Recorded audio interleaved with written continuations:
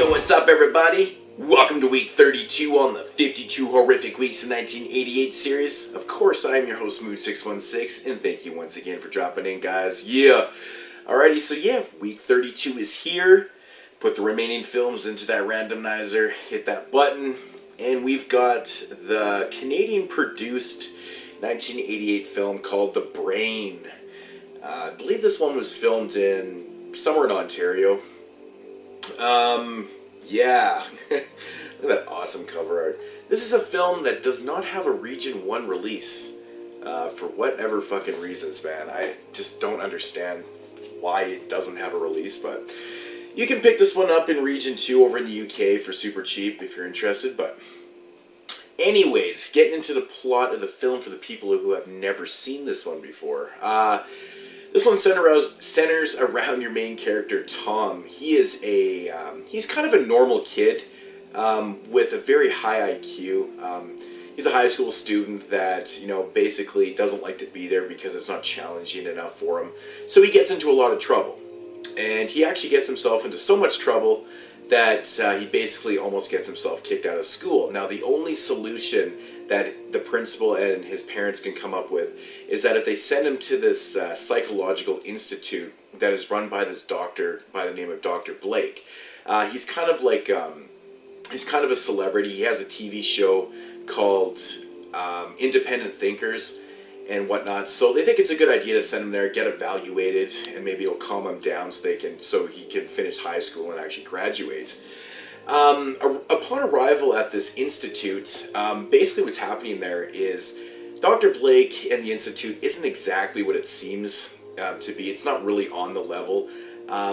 Dr. Blake is basically doing experiments using people as guinea pigs. He's got these people hooked up to this giant brain, which is actually causing... he asks, them a series of questions and stuff, and they start to hallucinate and whatnot and stuff. He's basically using this power to, kind of do this to everybody, even through his TV show, Independent Thinkers. But yeah, so anyways, Tom figures out what's going on. He's right after he breaks out of the institution, he gets a glimpse of this huge brain. And now he's got to convince other people that, there's something pretty fucking shady going on at this institution because, people are simply getting brainwashed and stuff like that. The biggest problem is that his TV show is going kind of like nationwide, and people that watch his TV show called Independent Thinkers, which is totally ironic,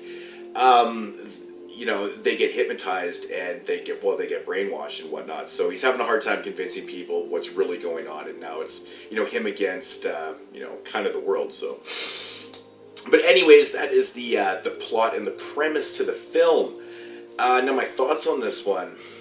First off, this is a really, really, it's a cheesy film, but it's kind of serious at points too. It's got a serious kind of tone to it, but you can't take it fully serious because the brain is just so cheesy looking. But it's just a fantastic, huge monstrosity that they built for this film. It's just fantastic looking. It's got some pretty quirky moments and funny moments. It's not a horror comedy by any means, but it's fun. The characters are awesome in this film. Dr. Blake is played by Tom Baranhan. I probably just butchered that name. He's most famous for, maybe not most famous for, but I mostly known for his role in Re-Animator as the decapitated head with that famous head scene. But yeah, Dr. Blake does a great job. He's a really good actor. He does a great job in the film. I think everyone actually does a pretty good job in this. Tom does a really good job in the lead. I'm not really too sure exactly what his name is. David Gale, maybe, something like that, or whatnot. But anyways, so bad with names. But the film has got a really cool kind of social commentary to it. It's pretty obvious what it is. It's about. It's basically about people just kind of buying into the whole TV thing, and just kind of buying into like someone in power. They see this person on TV with this show called Independent Thinkers, and it's quite you know that it's not obviously what it is. I mean, they're being brainwashed, and that's kind of the whole thing. It's got, you know, kind of like Scientology, religious undertones to the film and stuff. I really do like the social commentary. I really like that. It was probably coming major prevalent in the late 80s with, you know, TV and media and stuff. It's, you know, it's the same thing with today's society and stuff too, but it's always kind of relevant. So I really like that aspect of the film. Like I said, cheesy film.